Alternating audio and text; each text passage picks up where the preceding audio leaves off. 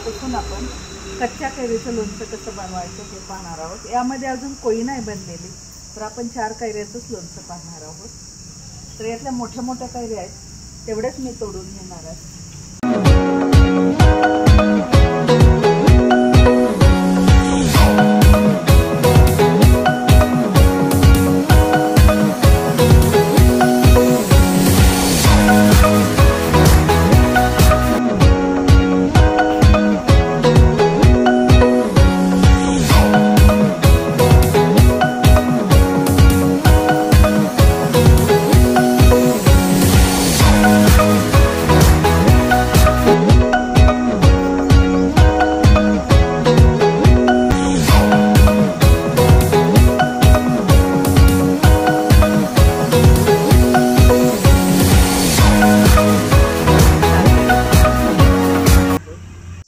इथं कैऱ्या घेतलेल्या आहेत बघा, एकदम ताज्या आहेत।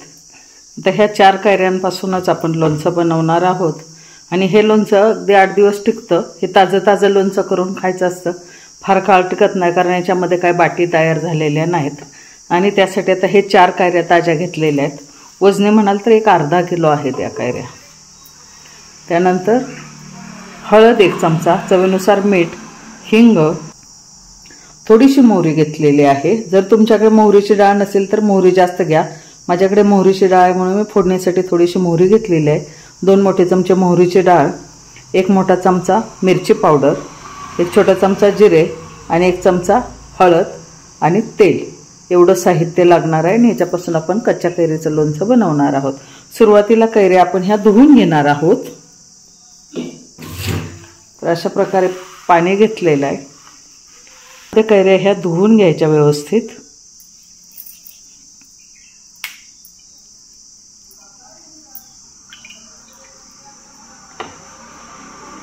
हे बघा, त्याचं देठ काढून घ्यायचा आणि हे पूर्णपणे चिक त्याचा धुवून घ्यायचा। हे बघा, चिक निघतो, त्यामुळे चिक धुवणं गरजेचं आहे। हे बघा, असा तेलकट असतो चिक।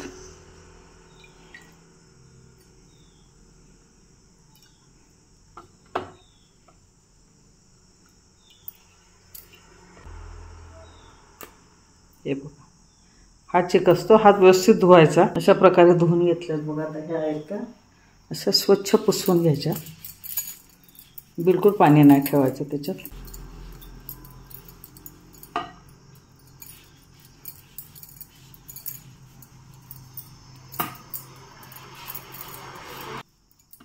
कट करून घ्यायचा। आता हा भाग आहे एवढा तो काढून टाकायचा।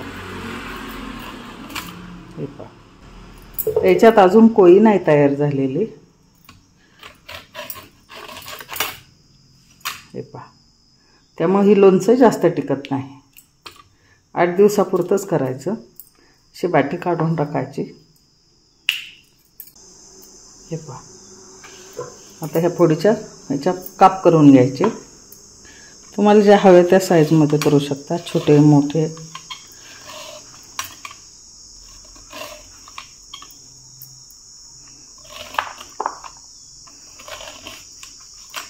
मी असे मध्यम साईजचे काप करून घेणार आहे, फार मोठे नाही, फार छोटे नाही।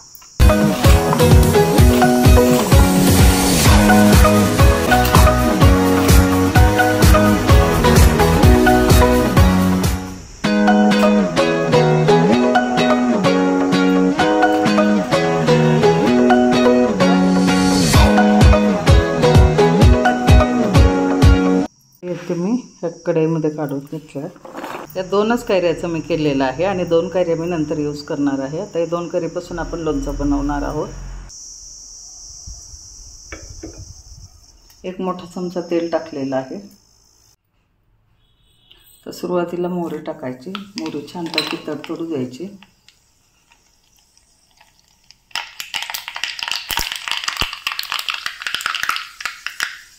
मोहरी तडतडल्यानंतर जिरे टाकायचे।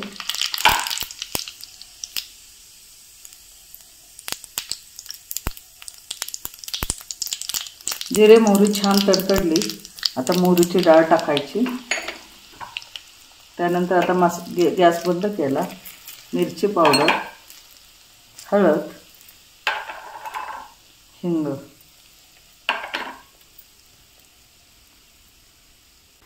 आणि हे चमच्याने छानपैकी ढवळून घ्यायचं. आता हे थोडंसं गार होऊ द्यायचं. मीठ आहे, मीठ टाकून घ्यायचं. मीठ तुम्ही तुमच्या आवडीनुसार टाकू शकता. आणि साखर. तर हे टॉस करून घ्यायचं.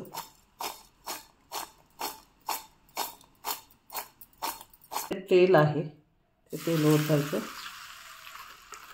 कमी तेल लागतं, फार तेल लागत नाही आणि 4-5 दिवस छान टिकतं. हे झटपट असं तयार होतं, फार वेळ लागत नाही. काय होतं, थोड्या वेळाने ना 1 तासाभरात ह्याला पाणी सुटायला सुरुवात होते आणि लोणचं हे छानपैकी टिकतं. असं कच्चंच खायचं असतं, याला मुरवायची वगैरे गरज नसते.